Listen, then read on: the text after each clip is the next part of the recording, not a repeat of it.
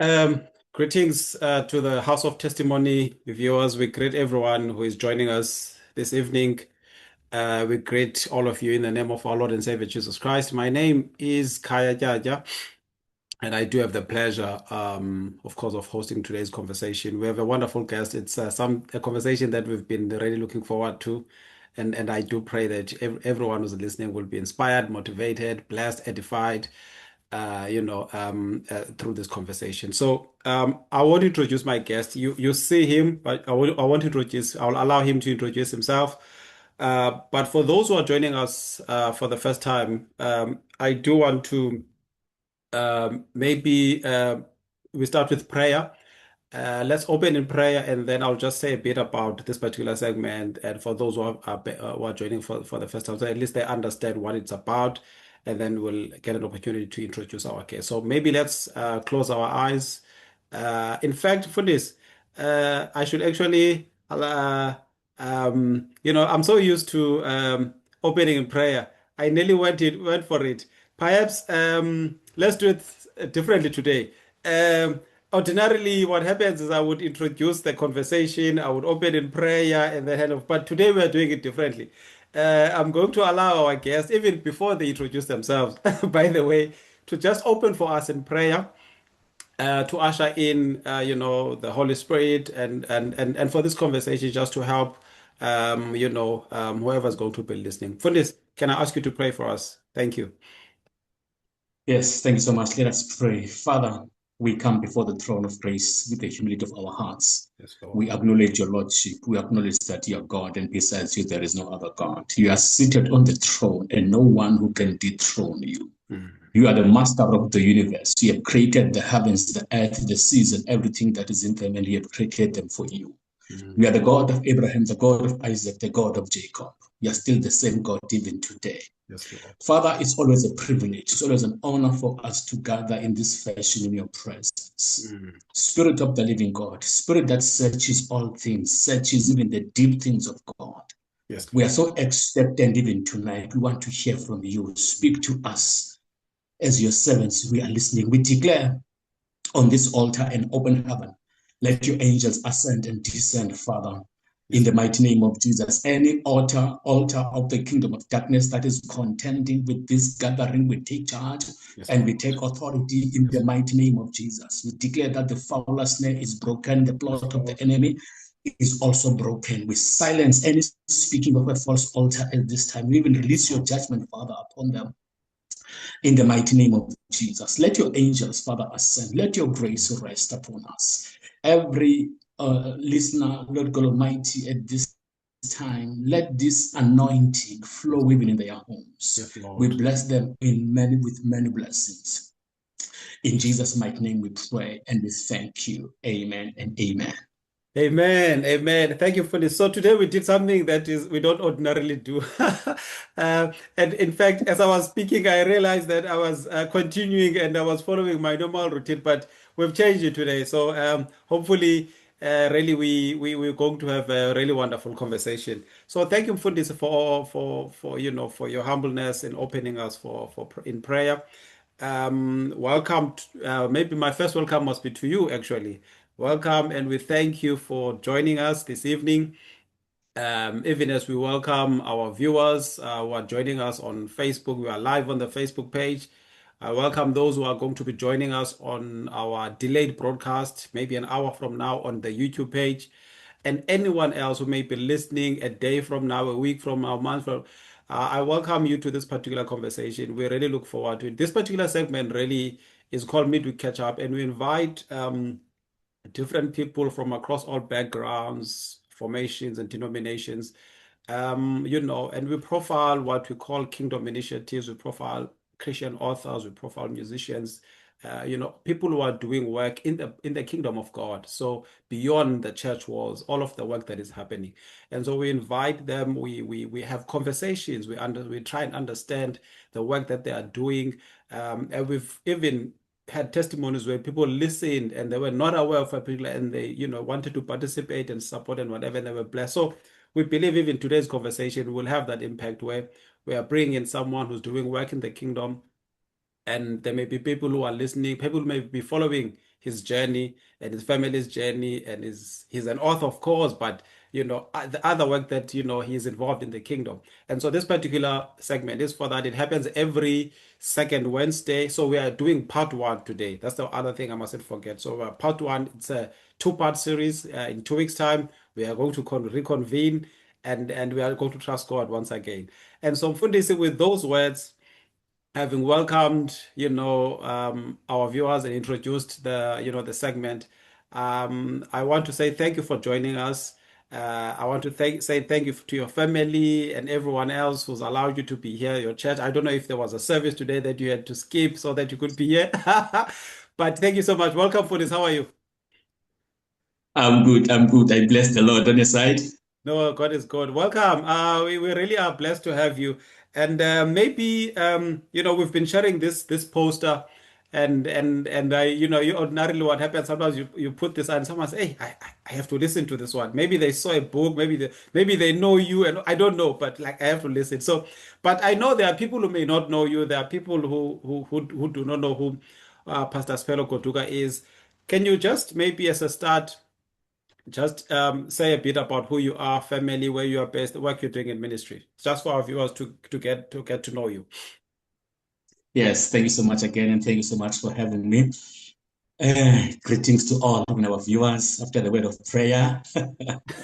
Yes, Sipelo Goduka, primarily, I introduce myself as an intercessor because what you see today is the fruit of what has happened and started in the closet. So as an intercessor, a pastor at Good News Community Church, Kwazakele, Okay. and I'm married. Before marriage, I've walked with Jesus for 24 years this year. Sure. Wow, Amazing. amazing.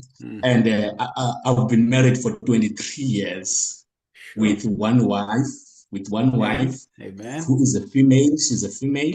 Amen. Yes, yes. And the Lord has blessed me with three girls. The firstborn and the secondborn are in university, Okay. and then the lastborn is in grade 7. Mm. We are in PE, Port Elizabeth, Gqeberha, province of the Eastern Cape, South Africa. Yes, I worked in Volkswagen for 14 years. Then I resigned in pursuit of my destiny. This is my 10th year without employment. Sure. Talking about destiny, it's in my heart. I know exactly what is it to pay the price. Thank you. Wow, thank you for this. Thank you to your family once again. And yeah, it's good to know where you are based and the work you are doing in ministry. I want to maybe just before we get into I know we are going to be focusing on the books and that, but as part of just getting to know you, you mentioned, in fact, what I wanted to ask was, yes, you're a pastor, you minister at the Good News Church in Gqeberha. Yes, you are, you've been saved for 20. I was going to ask actually how many years has it been? You mentioned 24. But I think what I wanted to really to ask is, where did this journey of salvation start for you? Because yes, you are now, an intercessor, a leader in ministry in the kingdom, right? And maybe can you take us back to, you said 24 years, 23 years married. So there's that year after, where that year you got saved. Can you take us back? I just want to, I'm always blessed to hear people talking about when they got saved and how they got saved, and how their journey of salvation. Can you take us back there? Wow. Thank you so much for that. I grew up in church, like I grew up in Alice, where I was born, and our home church was Methodist church, and it used before the Methodist church was built in my village. It used to get into my home. We had a roundabout where the church was taking place. So for me to go to church was not an option because it's in my yard. So a Sunday school child and all those things, telling you it was 24 years ago here in PE. because I've left Alice for Okay. employment purposes here in PE. You know, it was so very difficult for me to be saved Mm, because I have seen people playing church. mm. And I never associated myself with church people Sure. because I was not drinking and I was not smoking. These key things that the church people are starved with. Sure. And when the church is fighting, we hear the social media was so scarce in those days to hear from the media, Mm, television, radio, what is happening, the infights in the church. It mm, really never mm. made sense to me. They say that their God is one, but this unity, we can't see it in Sure. them. Yeah, so It true. really needed people that are in this thing of God, people who know how to forsake food and cry to God for souls, for me to be saved. Sure.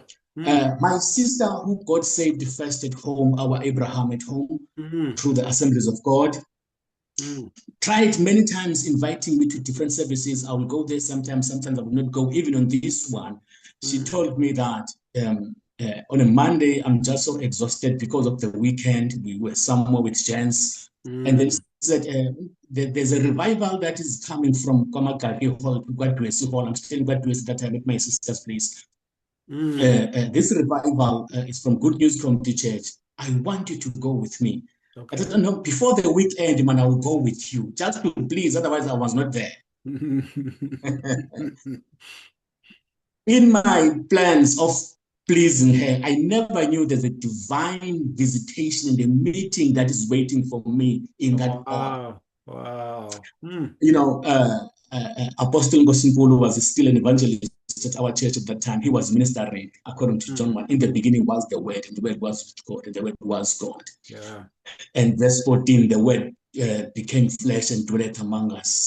Mm, It was a mystery to me that Jesus was in the beginning.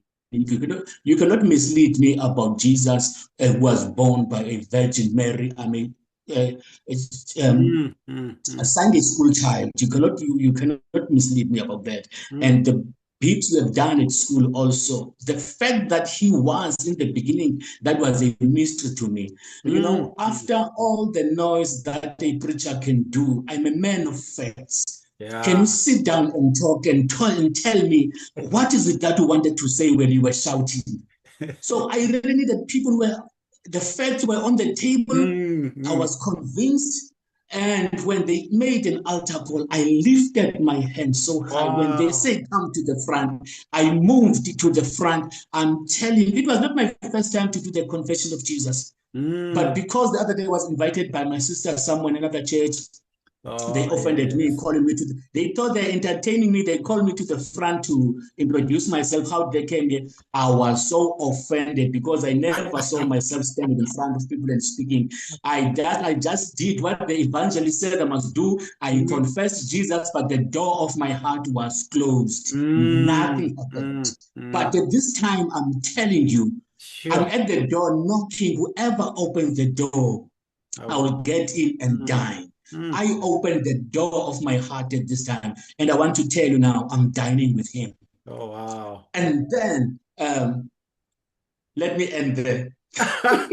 It's actually I was actually enjoying it because sometimes I mean I just find that this it's a testimony for me to hear someone talk about their genocide because I always feel that there may be someone who's listening.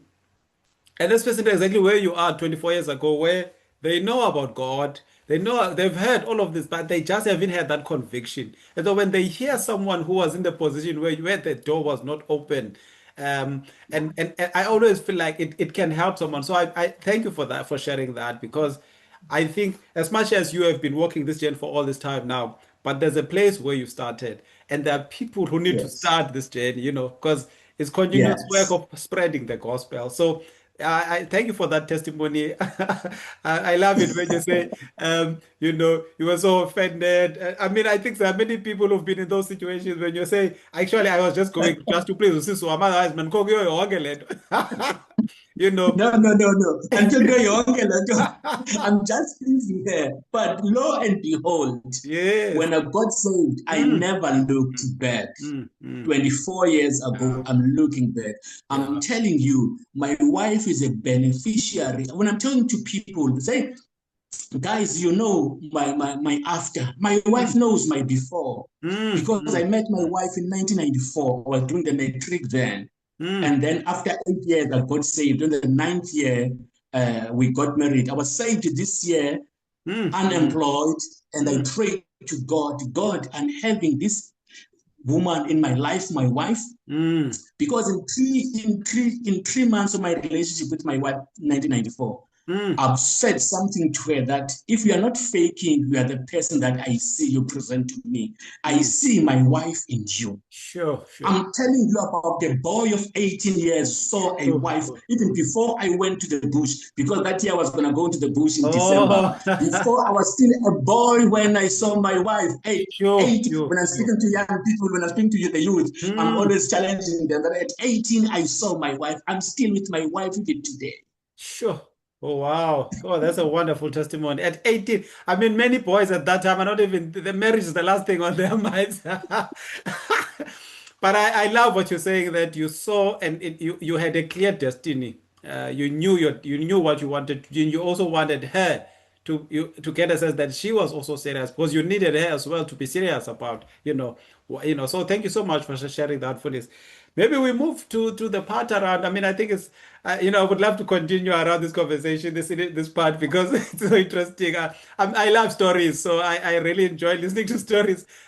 Let's move to you now. I mean, to Pastor Spello, the author now, and maybe even there, let's just foreground it a bit to say, I was so impressed actually. One day I saw, I don't know where I saw it. I was like, so many books, like, hey, like, hey, there's people, they're like, how many, many people dream of writing just one book, and you are like on number six or number five, and all. So, I mean, I just want to understand. Maybe we're talking about some of the books. We'll get into them quickly, but what made you want to write? I think also just thinking about people who may want to write, who don't know how and all of that, and how for you, what was I'm sure as that 18-year-old at that time, this had not crossed your mind. I don't know, but over time, of course. So what made you get into writing?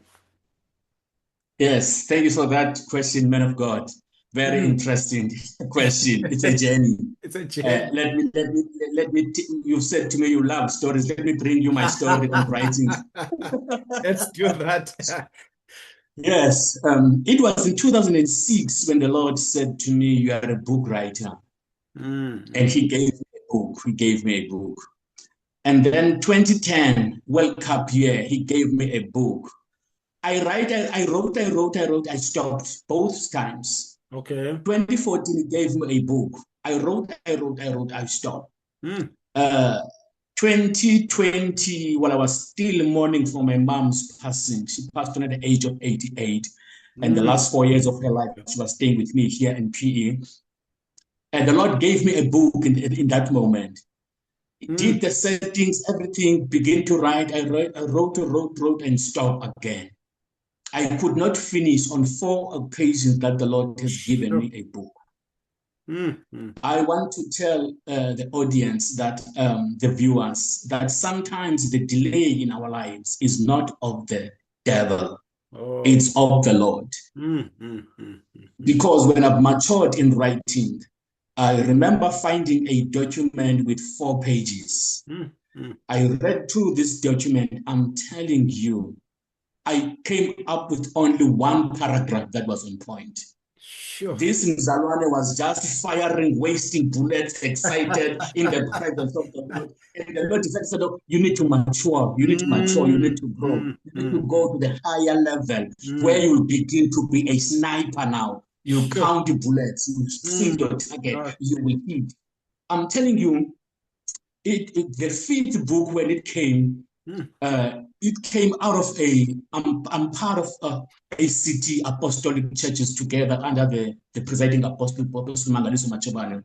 Okay. It was in 2021, a theme for a conference that says the next generation. Mm, mm, mm. Then in 2022, I received a call from our administrator, Donovan Rafke from East London, as SAPMC, South African Prayer Movement for Change. I'm the prayer coordinator also for them. Okay. And then he called me to organize, because I'm a regional coordinator for this our area. He Okay. called me to look for a venue because we are having a sense of passing the baton of prayer to the next generation. Okay. So I must organize this here in PE, which I did so well. After that, our leaders went to Nigeria to attend All Nations Congress under the leadership of Apostle Victor Uche-Bulam. And then Mama Lorette sent me a message that says, please watch a message by Dr. Steve Organ. Okay. I was listening to that message of Dr. Steve Organ saying, understanding the times.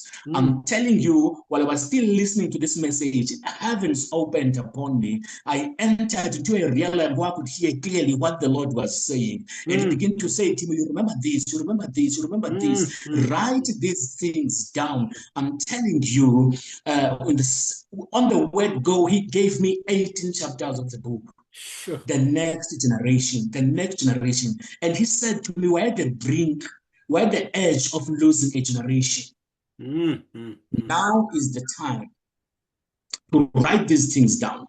That's when my journey began to start. I'm telling you, I was writing day and night. The two books, Next Generation Volume 1 and Volume 2, came out in 2 weeks. In 2 weeks. Sure. In 2 weeks.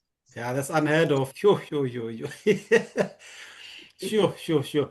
I mean, but I can understand. I mean, if like you were saying, Uguti, sometimes the delays are not of the devil, and this thing that says, Uguti, it may have been delayed for many years, but God can delay something for many years, but it can make it happen in weeks. When He does it. I can just see that happening when you are. I can just picture that, Uguti, because someone may not understand. Uguti, how is it possible that in 2 weeks? But as you were saying earlier, it's the fact that actually these things, it's been years and years in the making. You just needed to have that clarity of voice from the Lord about what actually you need to be writing. And then you hear now about this, and you have these 18 chapters. And you started writing, I'm telling you, after I've left employment, I was ministering in another academy in Newton Park here in PE in town. What I will do on my journeys, I will drop my kids at school, and then I went there to minister to this school on Mondays. They ended up taking me with a stipend for fuel to help them on. They also wanted me to help them with Afrikaans, but the main thing was digital technology that I needed to assist them on. So I was helping them. In the midst of that, I was writing only in the evenings. But when the Lord said to me, your grace to write is in September, the month of September. And September was left only with two weeks. I thought, let me release, because I arrived early in that school. They even gave me the keys to open the gates and stuff. I said, guys, here are your keys. Thank you so much. That thing that took me out of employment has come strongly again now. So I've led them like that. And then that week, the second last week of September, I went to School of Prayer in Queenstown with Mama Lorette as a facilitator. And then the Lord began to speak again that because we're in Queenstown, we never had time to write.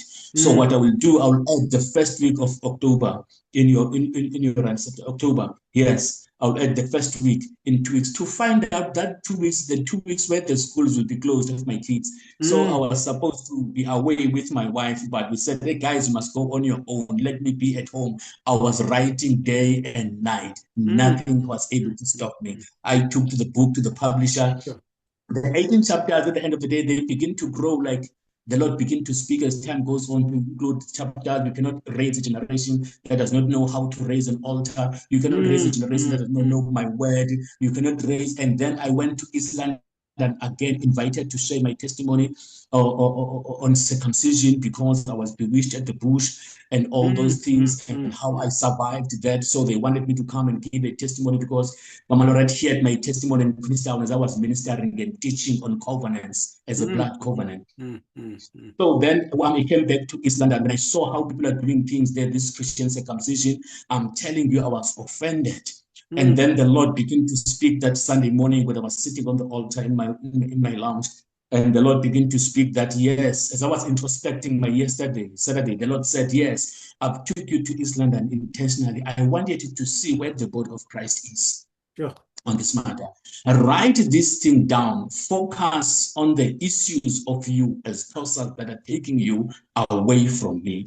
That was a matter of identity, the matter of calling, the matter of marriage, when matter of a child that is born, and when this boy child is getting 18, those 5 points became my key point of departure in the chapter that says, let my people go.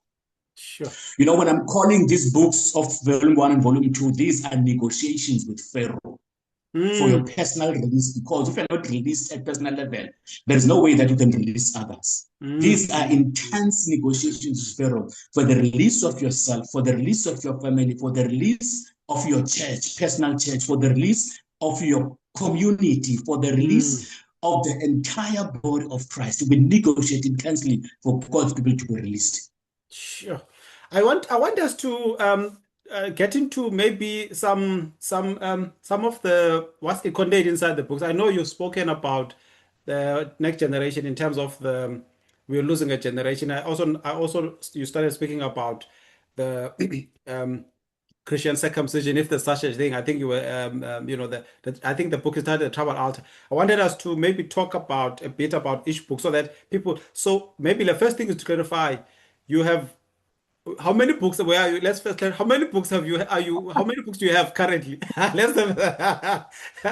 Yes. Maybe let's take us through. With me, I'm having 4 books. Oh, okay. The 2 books that are coming for the part 2 session are with the publisher now. We are wrapping up things. Okay. So currently it's 4. So yeah, that is 4 now with me published. So the 2 are coming soon. So volume 1, you know, when to me, volume 1 and volume 2 is one book because I've sent them to the blood publisher as one book, but they advise that I must split them into 2, have same title but different subtitles. Okay. Volume 1 speaking on our young people, ushering our youth to the eternal purpose of God concerning their lives. You know, so it's very important that we guide these young people in their journey. And the Lord and my books are standing like a 3-legged board with 3 legs. It's a problem, it's a solution, and the possible outcomes. And the problem, according to Judges chapter 2, verse 10, there was a generation that was gathered to their fathers, meaning that they died. Then arose another generation who does not know the Lord, know what the Lord has done for Israel. That is a problem that is very serious. And I see now there's a generation that is rising up who does not honor their parents because they don't know from the school what is it about God? Who is God? They don't know nothing about they're taken away from the assembly. Our government has done a serious mess in compromising the next generation. The laws that they are conceding, indeed, I fully agree with the Lord that we're at the brink of losing a generation. That is a problem. And then a solution, according to Psalms 145, verse 4, and even Psalm 78, it speaks of the laws, the statutes that were decreed by God to Jacob and how they were established as a law to Israel so that they may keep them and tell their children. Yeah. And tell the next generation, so the next generation may tell their children, so that the children may also tell the children that are not yet born. That's a possible solution. So that's a solution for us, is to tell what the Lord has done, the praiseworthy deeds of the Lord. We cannot be quiet, not at this time, while the generation is at the brink. And then the possible outcomes is the book of Habakkuk, chapter 3. Mm. Habakkuk, as a young person, as a young prophet, he said, I stand in awe of your deeds. But firstly, he said, I have heard of your fame, and I stand in awe of your deeds. The only thing that he heard, how the Lord delivered the children of Israel out of the hand of the cruel one Pharaoh in Egypt, we will continue to tell. And he is placing a demand that do it again in our lifetime, challenging God, because petitioning God, because he has been taught. And when he closes that verse, he said, in your wrath, remember mercy. Because he knew that as the nation will offend God in many ways, and the wrath of God is a display according to Psalm 7:11. I am a righteous judge, and I display my wrath daily. And for us to continue to tell, it will take us to be serious about it and not to override anyone. I remember how the prostitute Rahab ministered to the spies that we have heard, we have heard, we have heard. We will continue to tell. Someone must tell, I have heard. As Habakkuk said, I have heard. And the Rahab, a prostitute, said, we have heard how you have taken out the great king Og, king of Bashan, Sihon, the king of the Amorites, the great kings, how the Red Sea parted for you guys. We cannot mess up with you. Save me and my family. And everyone heard about you, and our hearts melted. We continue to tell. So that we can get these possible outcomes. A generation that will arise, a generation that will be filled with the Spirit of God. Such is a generation that is seeking your face, O God of Jacob. Psalm 24. And these outcomes you are outlining for this are unpacked in the book in detail for the reader to Habakkuk, the outcomes that you are, solutions that you are highlighting now to save the generation. These are things that the reader, when they pick up volume 1 and volume 2, can actually see and engage with. Okay. Oh, lovely. It's so practical in the book. Okay. Thank you so much for that. And then volume 3, it's still a continuation. This is the thing, volume 3. Volume 3. It's so exciting. Out of a vision, a church, during the intercession time, I begin to see a vision. I see young people excited, jumping, running. That's why they are in this front page of this book. Yeah. And I begin to ask to the Lord, what is this? And then he said, out of it, in multitudes, out of Egypt. In multitudes. Volume 1 and 2, we have negotiated with Pharaoh. Volume 3, we are dealing with the Egyptian mindset. There's a line on this book. That's why this is not my wisdom. This is a doing of the Lord. There's a line that is drawn around this in my writing. So, in multitudes out of Egypt, on this book, we are dealing with the Egyptian mindset, a mindset that is so cruel that can take you back to Egypt and leave you without a testimony. When you don't have a testimony, God is not glorified, God is not exalted. Yet he says, I will share my glory with no other. It's so amazing how the Egyptian mind, the cruelty of the Egyptian mindset, is shocking even to me even today.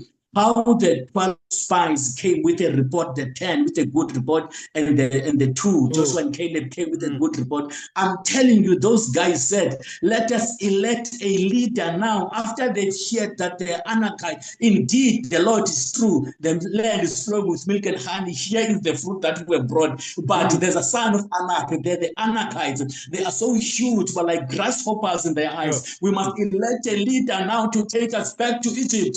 That's the Egyptian mindset. That's the Egyptian mindset. We are also having our own Egypt. What is Egypt to us today? Anything that does not glorify that does not glorify God in your life is your Egypt. Every prison where you are captured, yet God is not glorified. That is a prison, and God is not glorified. We must come out of Egypt in numbers, out of Egypt. Amen. Amen. Amen. Amen. Amen. Amen. Hey, this Egyptian, I'm just listening to you. I'm just thinking about that, Uguti. Hey, when you are saying, Uguti, let's elect a leader, let's go. God has already done so many things. He's rescued you. He's taken out. You saw all the miracles. You saw all the signs through Moses. But because of this now, you want to turn back. And I think it's as you are saying, that it's something that's still prevalent, within people, that we at times we even forget, what God has taken us through, all of the victories and all of that, and how we Yeah. continuously need to glorify God in every aspect of our life. But are these? I see you've spoken a lot about, before we talk about the last book, about, you saw this vision you saw of young people as it relates to volume 3. I'm not sure, are these volumes targeting young people? You speak a lot about young people. Or I suppose is it because of the next generation, that's why it has an outlook. But I'm just trying to understand whether is this something that the older generation can also benefit from, or is it targeting young people? Thank you so much for that. This is targeting everyone Okay. because young people on their own, the Mm, parents must understand mm, why these people are behaving like this. mm, mm, And parents must, because this Egyptian mindset, we cannot run away from the truth that the tongue talkers, the believers, the Hosanna folks, mm. are not fully in this thing of God.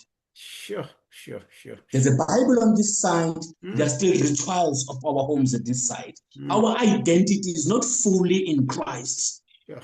But here, there's a clarity of mind for everyone. Everyone is challenged here.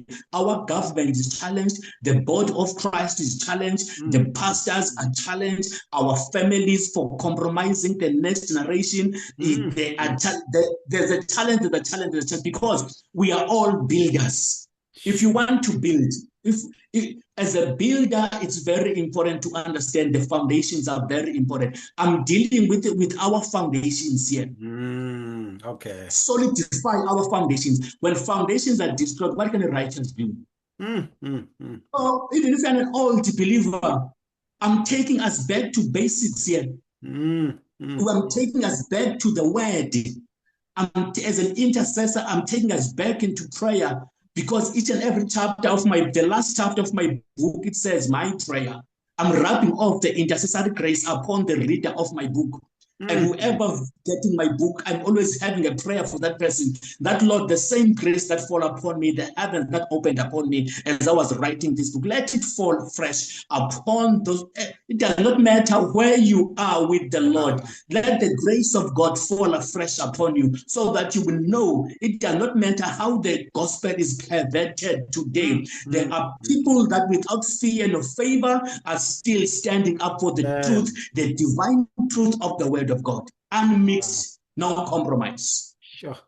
Hey, it's very hard nowadays. Yeah, I mean, I hear what you say. We need people who are going to stand, and whatever the cost, actually, whatever Exactly. the cost, we need to stand for the truth of the gospel.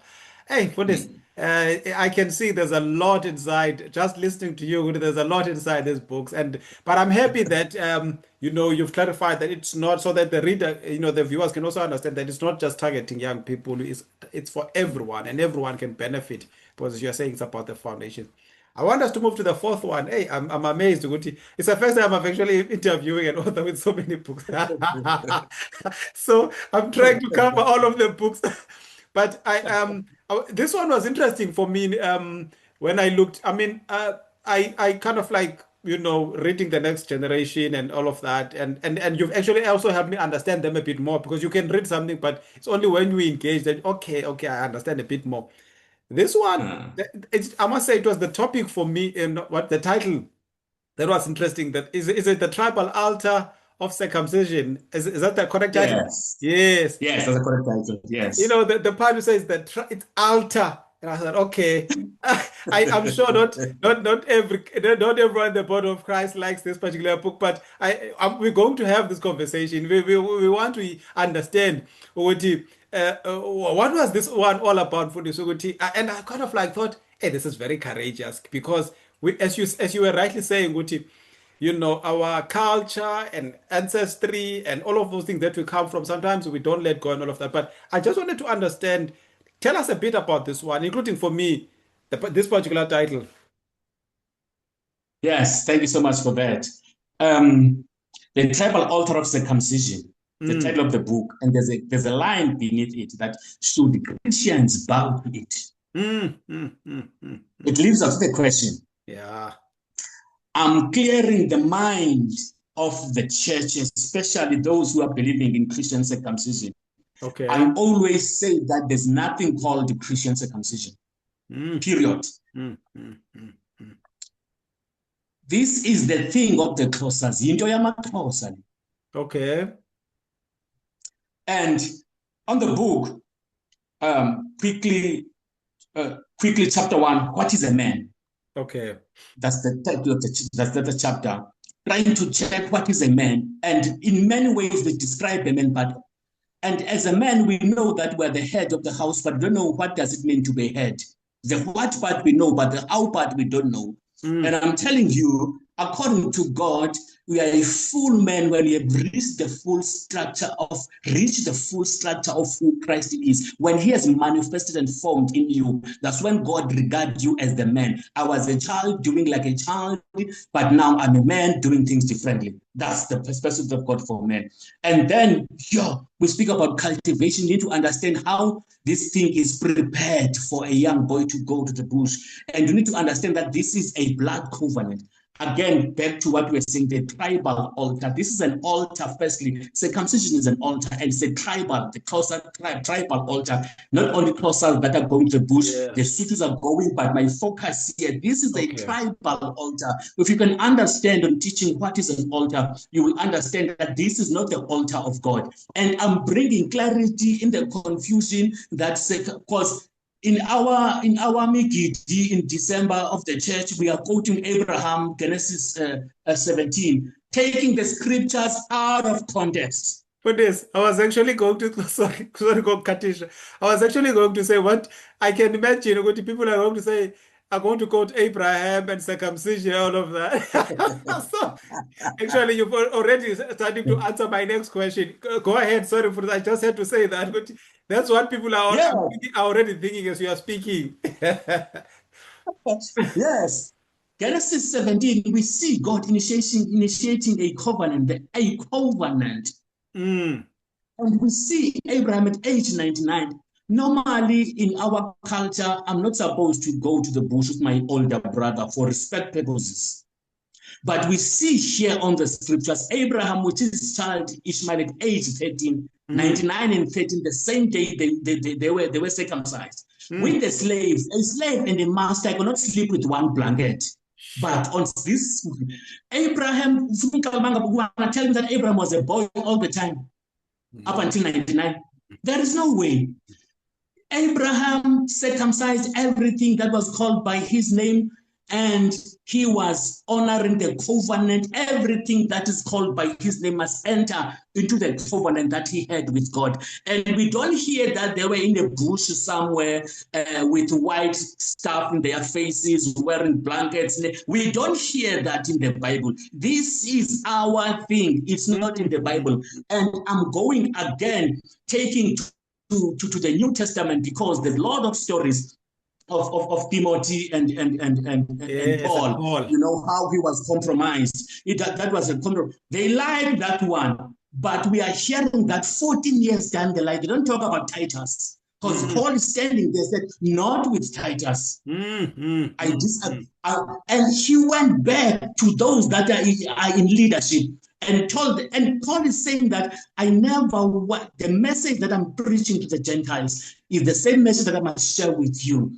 that this thing of circumcision, Jew or Gentile, it doesn't matter now that we're in the new covenant. The circumcision of the heart, that's what counts. Yeah. So 14 years down the line, the revelation came, understanding came, and the boldness came to deal with those that they were leaders. And this thing, they were not even compelled for Titus to be circumcised. So we take that out. Paul is clear on that one. So there's nothing called Christian circumcision. It's us. We don't want to get rid of our things and be dedicated fully under the Lordship of Jesus. We love him as a savior, a lamb. We don't love him as a Lord, as the lion who comes back to judge. Yeah. Hey, that's so profound for this. And as I say, I mean, I think, but you know what I like about what you are saying. Now, personally, to be honest, I'm one of those people who, really I like engaging with people who challenge things, you know. So I can already what you are saying for me is actually challenging me, but it's challenging the body of Christ generally, because it's almost Yes. like you are saying what we've done is to say we've co-opted something and we've just made it look nice so that we can call it Christian circumcision. Yeah. But actually you are saying it's not a biblical thing, basically. What you are saying, it's not grounded in scripture. Yes, it's not grounded on scripture. And we know, I'm quoting on this book, Mm, uh, the great apostle Nicholas Bengu, who was mightily used of God in this province of the Eastern Cape. I'm mm, telling you, that was the wave of a revival mm. where people, they were taking things that had stolen and brought them to the altar because they repent, for the kingdom of God is at hand. They've heard that. But when he touched this topic of circumcision, Mm. the elders at the gates of our culture silenced a man of God and tamed a revival. Sure. That you can speak everything, but leave this to us. They disqualified him because he was a Zulu. But Ngumzulu. I'm standing up Mm, now mm, mm, with Redeeming the Male Seed, the program that we are running with my team. mm. As a Xhosa man, Awesome, man. that what Apostle Bengu was saying, Mm, if I mm, can take you more than 200 years ago in the 1800s, Tiosoga, no one can dismiss him. His mother refused him to be circumcised. He was not circumcised. No mm, wonder heavens were opened upon him and he wrote hymns that are mm, so mm, godly, mm. filled with anointing that we're singing even today. Sure. Yeah. Tsikane, when he heard the gospel, he had two wives. He had to release the second wife after he heard the gospel. But why are we not changing when we are hearing the gospel? The gospel has been preserved for years for us to be saved. Now we are in, we want to change it. That does not make sense to me. Mm, mm. And what do you think for this will because I can as I say, I mean I know probably there are people who are listening and who probably hold a different view, and that's fine. I mean Yes. we don't invite people to kind of like make us feel good. We want things to be said that are grounded in scripture and all of that. Yes. And as I say, I think I and like usitsho ukuthi siyamkota Abraham qopha emigidini so but what is the central message around this issue? Are you saying that it's something that the church, in particular, as you say, it's not just amaXhosa. Of course, I think abeSuthu, namaTsonga, and I think and other tribes in the north, Limpopo, also do it. But specifically, as we speak to amaXhosa, ukuthi, I the central message is that we this thing is because when you talk about altar and covenants, right? Uh, there's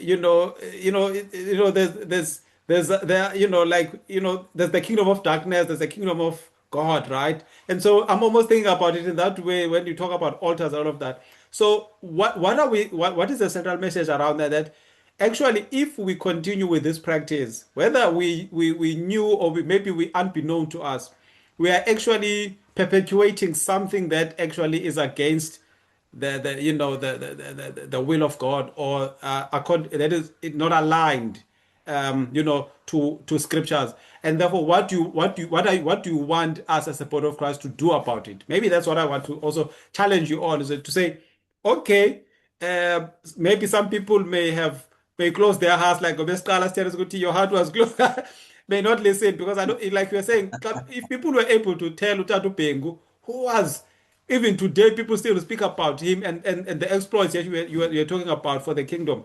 If they were able to dismiss him, then who is Pastor Spelo for them to listen to? I'm just using that loosely, to Mm, say, mm, Uguti. mm. So there will be always people who, but I'm sure there will be all of those people who are going to say, okay, Pastor Spelo is saying something here, perhaps. So what do you want the church? What do you want us as individuals, as Xhosa people to do? I attended a circumcision seminar in Devana, and after I've spoken, a young man stood up and said, "Thank you so much for this truth. Mm, mm, We've been waiting to hear from the elderly attending to this matter because I just went to the goose through the church way, but it's not on. We were singing Noyana on our way, but after we crossed the river, it's a different song. Sure. And we're being circumcised by a man who's a Sangoma, who's using the same spear that he is working. When you're you work with your spear, you slaughter, you do rituals. Yeah. I see people until when we're going to waver between two opinions. I've seen people desperate needing children crying to God on the altar, dedicating their children on Sunday and all those things. But when this child gets 18, this boy child, he must be taken to another altar. The church must mature and decide to be fully subjected to the word of God and not to pick what we want and then what we don't want, we are not going to do. We need to be faithful to ourselves. And what will happen, the next generation will judge us, generations to come. They will say, hey, we are still having a problem of circumcision, but there is a book. Like in those days when they said, we have found the scroll. And it's dated when the book was published. And then in your absence, the next generation will question and blame you. The giant you embrace today, your children will still have to face them. But if you're having a mind of David, slaying every giant, your son Solomon, in his time, there will be peace. Sure. Hey, this one. I'm willing to compromise the next generation today. That is why even our government is clear that that's why we were promised here a better life for all. People shall share, people shall govern the rainbow nation. What we see today, it's a mess. All the promises that were given to us are not there. We see a nation that is ravaged by corruption. The corruption that is happening in our land, it's clear that our leaders are not having the next generation in their minds. The church is not having the next generation in their minds. That's why we are so living with sin in the house of the Lord. I'm talking about believers who are hearing the voice of the dead to become sangomas in the house of the Lord. What has happened, people? Sure. But this. Up until we stop this double standard thing, when we speak about altars, it's black or white, there's no in between. It's either of God or it's of the devil, there's no in between. You can open your ritual with prayer, but whom are you praying to? Sure. A jealous God. You can give your sons a Bible to the bush. You can eliminate the goat. You can eliminate the alcohol. It's not there. But I'm telling you, those are just additions, are the crumbs of this altar. This tribal altar is thirsty for the blood. The blood must fall on the ground. And we are entering into deep covenants in this tribal altar with our own flesh and with our own blood. When the human sacrifice of the human blood in the spiritual realm carries weight, ask the devil worshiper, they will tell you, for them to go up the hierarchy, they must kill, they must murder. To slaughter something, it does not matter, but the human sacrifice, the human blood is something that is key. No wonder God also brought in the blood of Jesus, because it's a human blood, but the blood of Jesus is weightier than our blood because it was never defiled with sin. It was never defiled with sin. Sure. Hey, Mfundisi, you are challenging us. And I think personally, I would say this. I always say I never want to go to a service, whether it's a midweek service or a Sunday service, and leave without anything that's going to challenge me to change, or something that I may not have done well in a particular area. That thing of being comfortable. I think sometimes we get comfortable and we think when we are being challenged by like this, I think the onus is on us to go and pray to God about this, and so that God can open our eyes to hear, because we can hear these things and then we can dismiss them, we need to pray and ask God to really help us to open our hearts to hear things that and for the Holy Spirit to really convict us.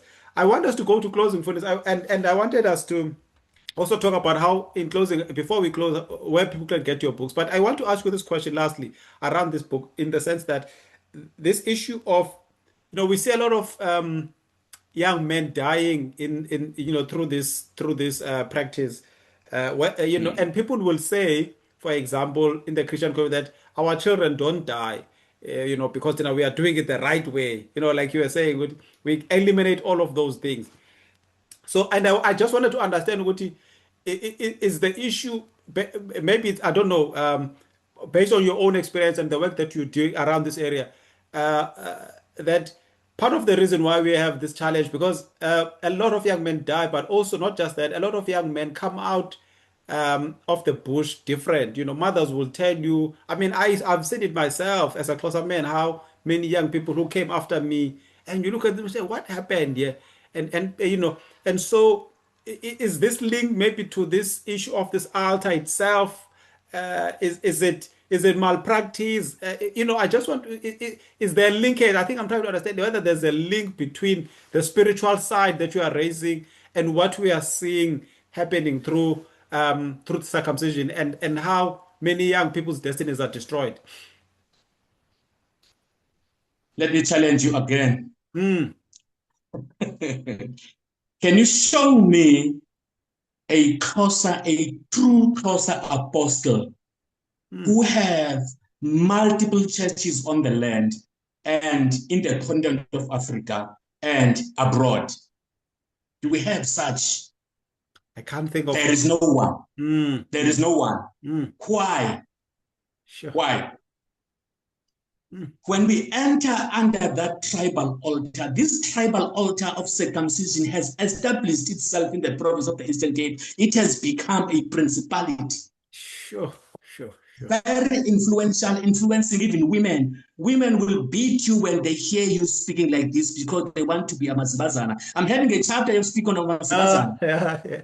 Okay, that's it's not just men. No, it's not that men. I'm focusing on their contribution and their influence. How they contribute on this altar, the tribal altar of circumcision. So, young men, they went to the bush, these innocent young men, loving God, if you see them in our churches playing keyboard, leading worship, they come back. I'm telling you, it's a matter of 3 months. They're sitting at the back, they are gone.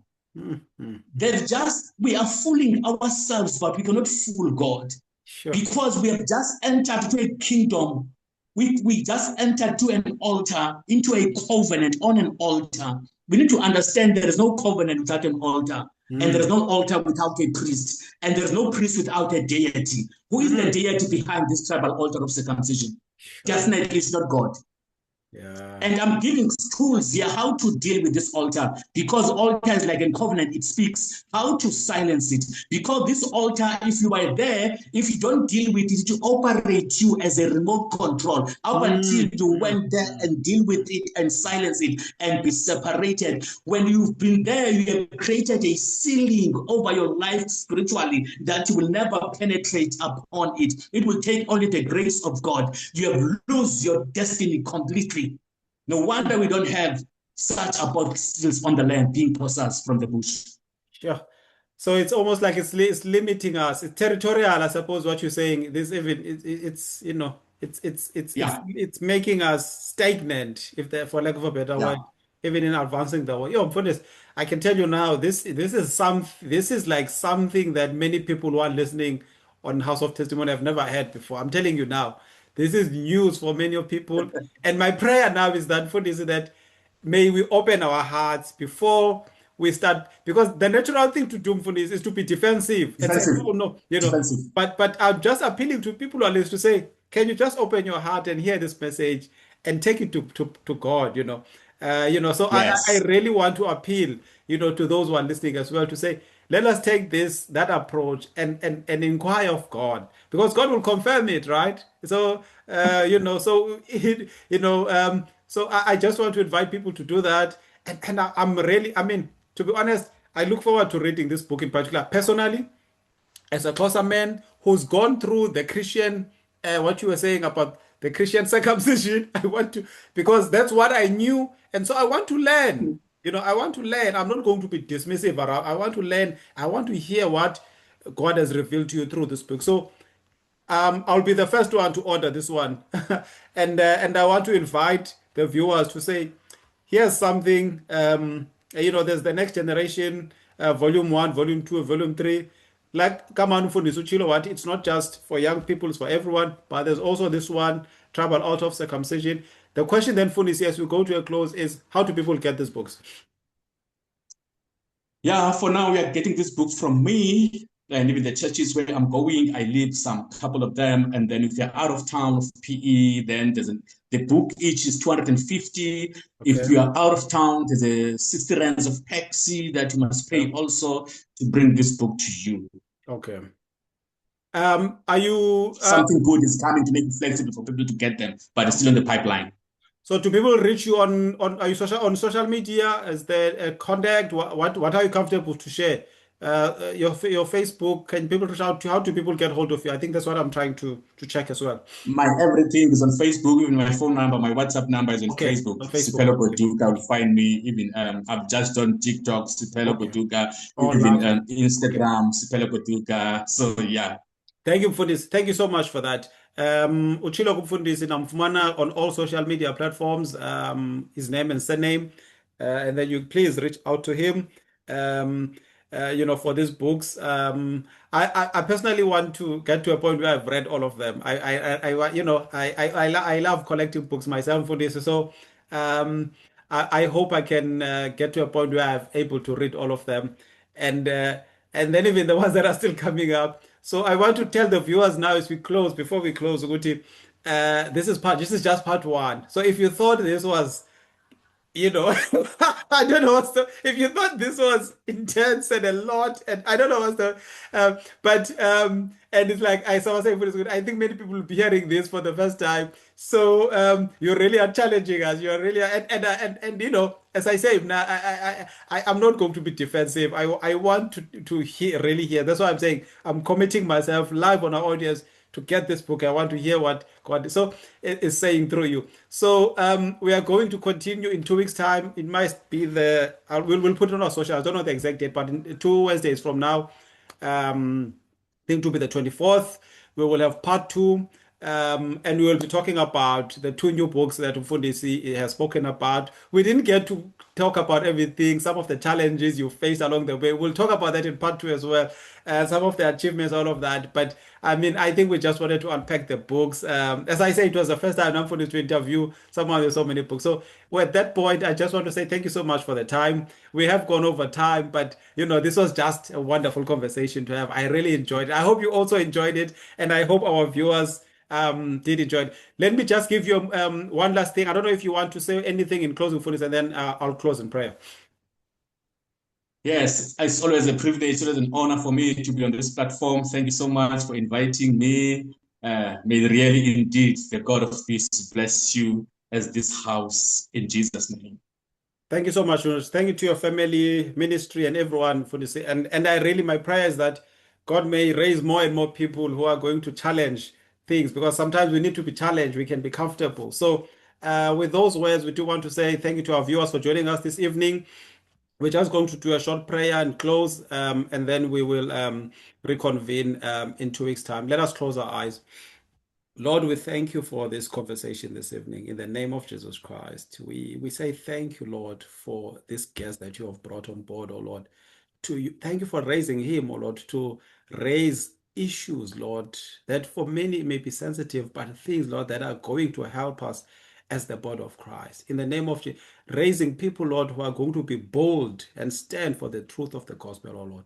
In the name of Jesus Christ, I thank you, Lord, for how you are using him, where you are using him, oh Lord. And I pray, Lord, for blessing over this work, Lord, that is doing, even the books, that there may be a blessing to those who are going to read them, oh Lord. I pray, Lord, in the name of Jesus Christ, that, Lord, each and every one of the volumes, oh Lord, does something. It must transform people, Lord, as they everywhere they read. the tribal art of circumcision book, that it may convict us, O Lord. In the name of Jesus, we are praying, Zulu, to say thank you this evening for this conversation. It's the first part. We look forward to, we thank you for opening even this door, O Lord, so that we may have these conversations, honest conversations, oh Lord. And we thank you for his testimony. We thank you for his life, oh Lord, 24 years of working. We are praying for him and his family, Lord. Open doors, oh Lord, that have been closed in their lives in the name of Jesus Christ, for his children in school and in every part, Lord, of their life. And we give you all glory and we give you all of the praise. In the name of Jesus Christ, we have prayed. Amen. Amen and amen. Thank you so much, Fundisi. Good evening. We say bye at this point, and we say bye to our viewers both on Facebook and on YouTube. Blessed evening further. Thank you.